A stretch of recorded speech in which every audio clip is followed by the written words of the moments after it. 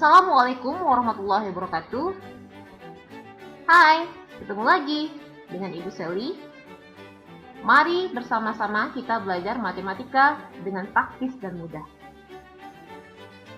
Pada kesempatan kali ini, indikator yang kita bahas masih tetap sama dengan part sebelumnya, yaitu memahami konsep segitiga sebagai materi prasyarat untuk menghitung jarak dalam ruang.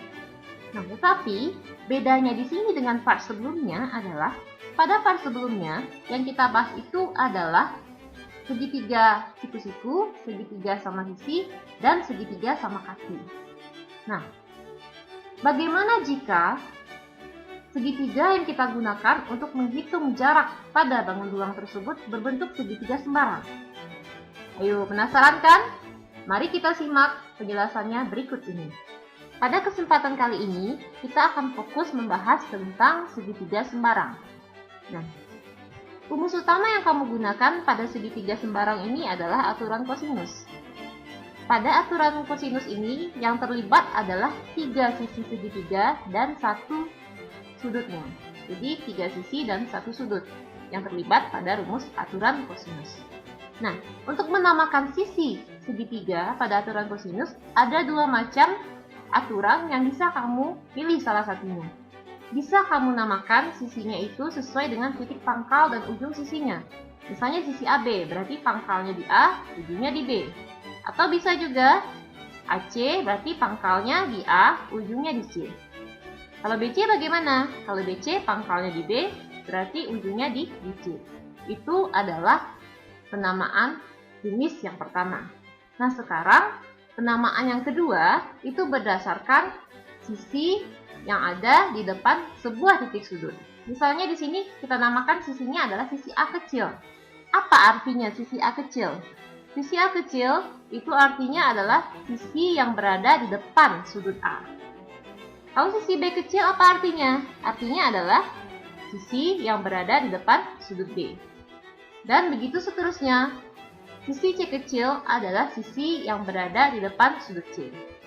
Nah, untuk aturan kosinus sebenarnya tidak ada abjad yang mutlak kamu gunakan. Itu menyesuaikan dengan sisi segitiganya.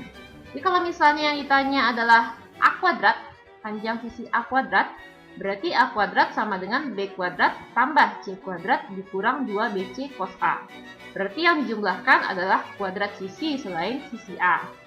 Kemudian dikurang dengan 2 kali sisi yang mengapitnya, yaitu 2 kali BC. Yang mengapit siapa? Mengapit sudut A maksudnya. Dikali dengan cos A, yaitu cos dari sudut yang diapit. Begitu juga kalau yang ditanya adalah sisi B kuadrat. B kuadrat sama dengan A kuadrat tambah C kuadrat dikurang 2AC cos B. Berarti B kuadrat sama dengan jumlah kuadrat sisi yang mengapit sudut B. Nah, ini sudut B, sisi yang mengapitnya kan adalah sisi A dan C, bukan? Nah, dikurang dengan 2 kali sisi yang mengapit tersebut. Dikurang 2 kali sisi yang mengapit sudut B, yaitu AC, dikali dengan cos sudut yang diapit, yaitu cos sudut B. Dan pola yang sama juga kamu gunakan untuk mencari C kuadrat. Aturan kosinus ini bisa kamu ubah bentuknya menjadi bentuk yang memuat bentuk rasional atau bentuk pecahan seperti ini.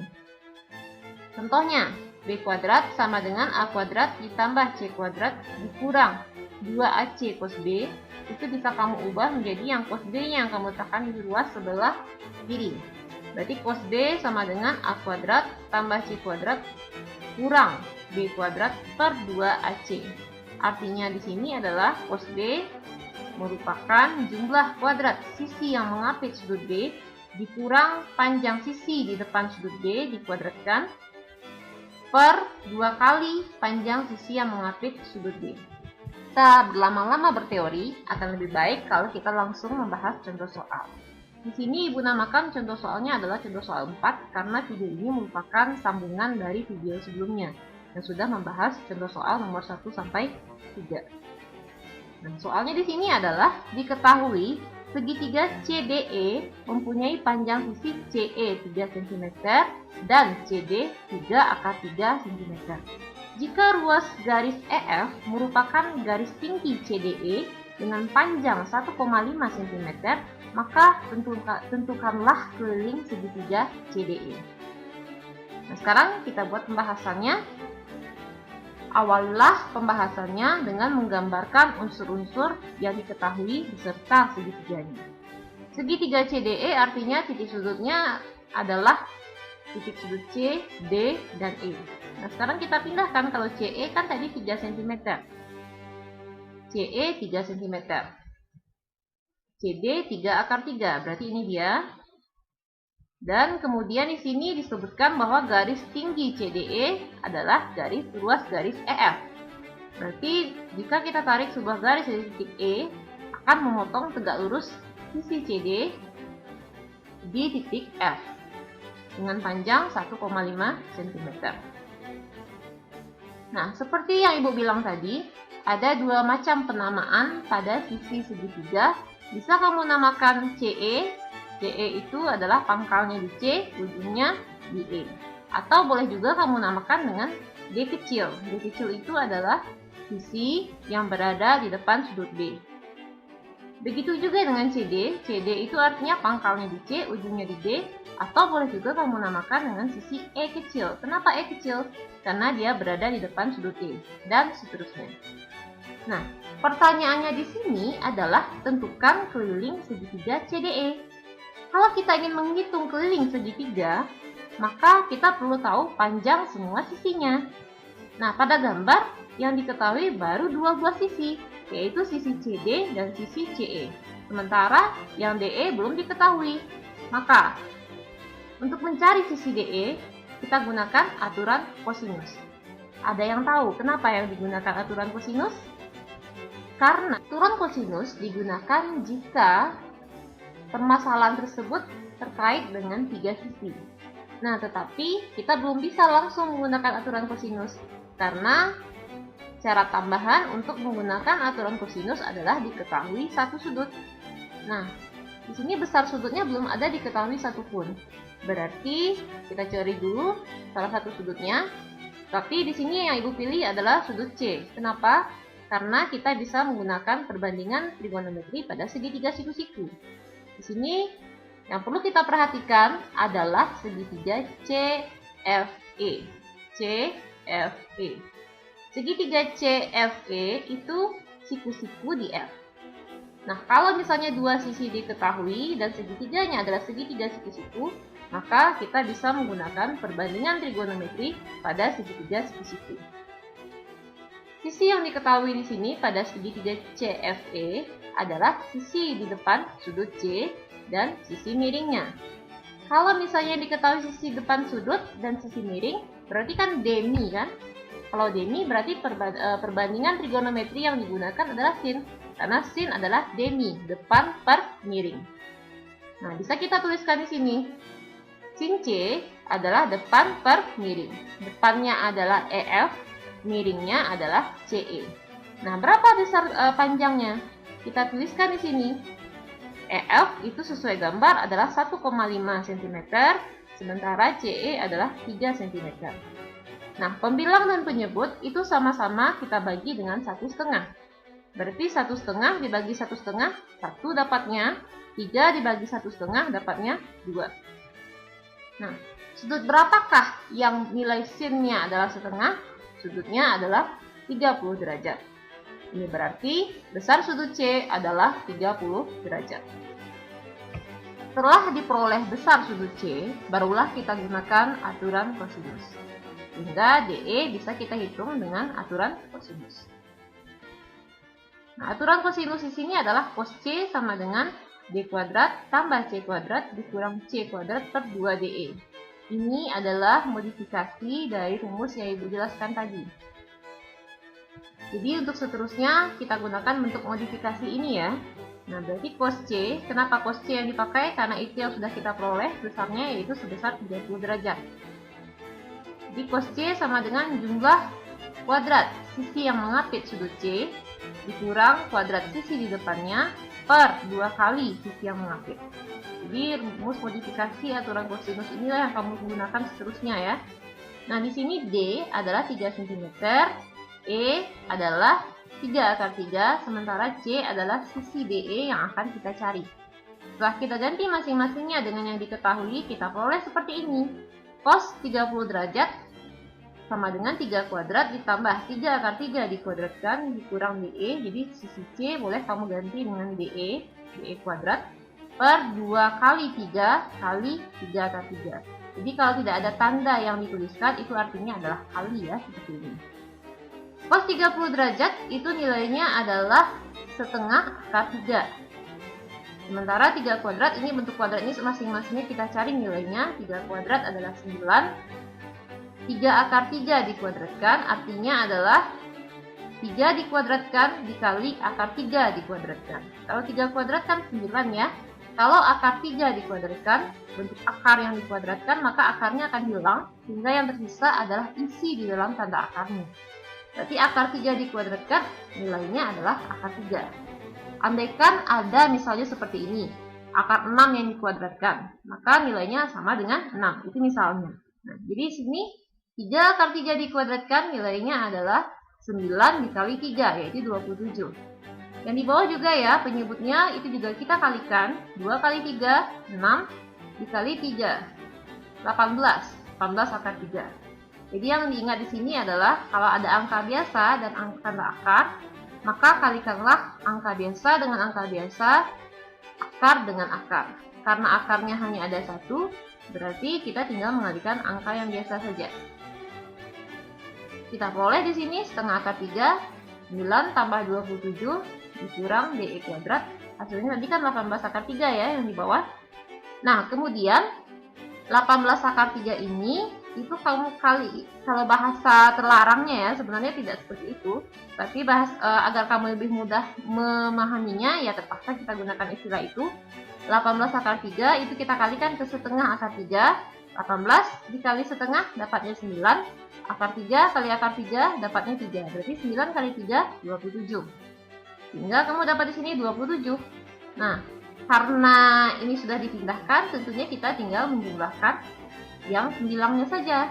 Berarti 9 ditambah 27 dapatnya 36 dikurang DE kuadrat. Nah, ternyata kamu temukan di sini bentuk kuadrat. Kalau ingin mencari nilainya, berarti ini harus difaktorkan. Syarat agar sebuah persamaan kuadrat bisa difaktorkan, salah satu ruas harus 0.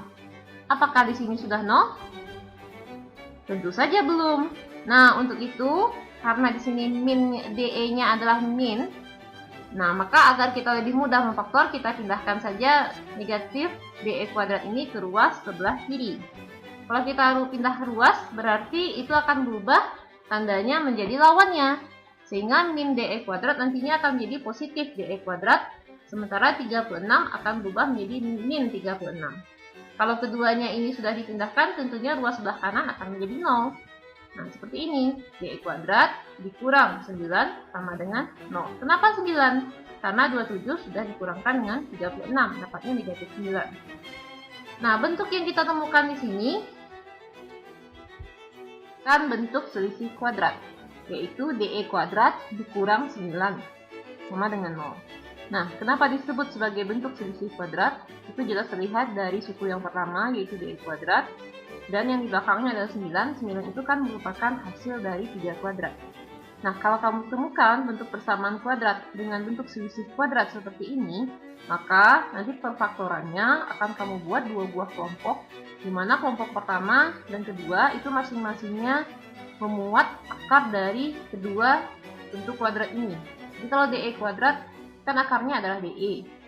9 akarnya kan ada 3. Jadi kamu buat dua buah kelompok seperti ini. Kelompok yang pertama dan kedua isinya sama-sama DE dan 3. Tetapi yang pertama kamu gunakan tanda tambah di sini, sementara yang kelompok kedua kamu gunakan tanda kurang. Nah, setelah bentuknya seperti ini,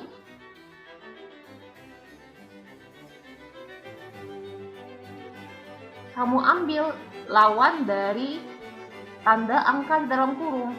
Nah, berarti di sini plus 3 akan menjadi negatif 3. Kemudian negatif 3 akan menjadi 3.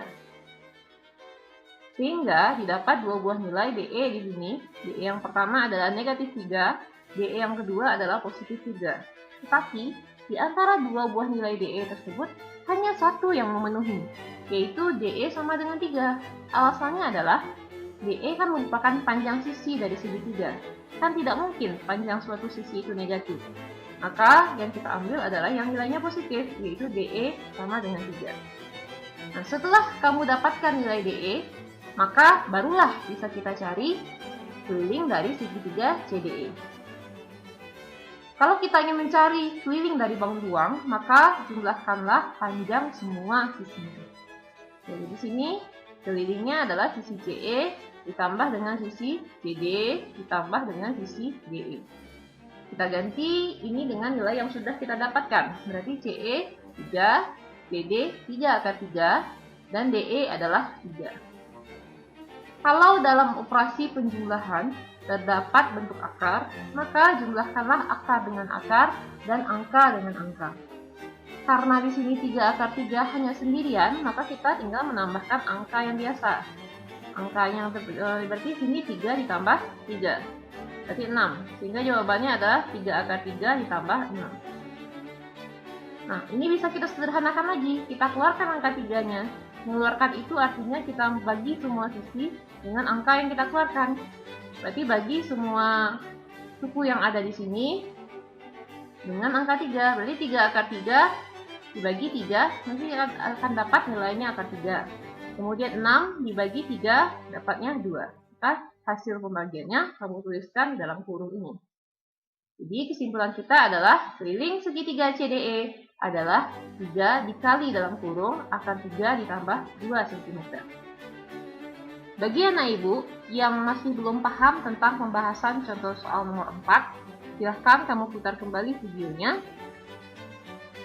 Bagi yang sudah, mari kita pahami bersama-sama contoh soal yang kelima. Diketahui segitiga ABC dengan panjang sisi-sisinya berturut-turut adalah AB sama dengan 6 cm, AC 5 cm, dan BC sama dengan akar 31 cm. Tentukan panjang garis tinggi segitiga yang ditarik dari titik B. Nah, untuk menjawab ini, pertama-tama kita gambarkan dulu segitiganya beserta sisi-sisi yang diketahui. Pertanyaannya adalah panjang garis tinggi segitiga yang ditarik dari titik B. Nah, di sini kalau kita ambil garis tinggi segitiga dari titik B, itu akan memotong tegak lurus sisi depannya, yaitu sisi AC, di sebuah titik yang kita namakan sebagai titik B aksen. Jadi garis tinggi segitiga yang ditarik dari titik B adalah luas garis B aksen. Nah, di sini garis tinggi BB aksen itu membagi segitiga ABC menjadi dua buah segitiga yang lebih kecil, di mana kedua segitiga tersebut merupakan segitiga siku-siku. Segitiga siku-siku ini dapat kamu gunakan untuk mencari panjang BB aksen. Karena ada dua buah segitiga siku-siku, pilihlah salah satu. Yang ibu pilih di sini adalah segitiga AB aksen. Segitiga AB aksen. Nah, kalau segitiganya AB aksen, maka sudut yang diambil adalah sudut A.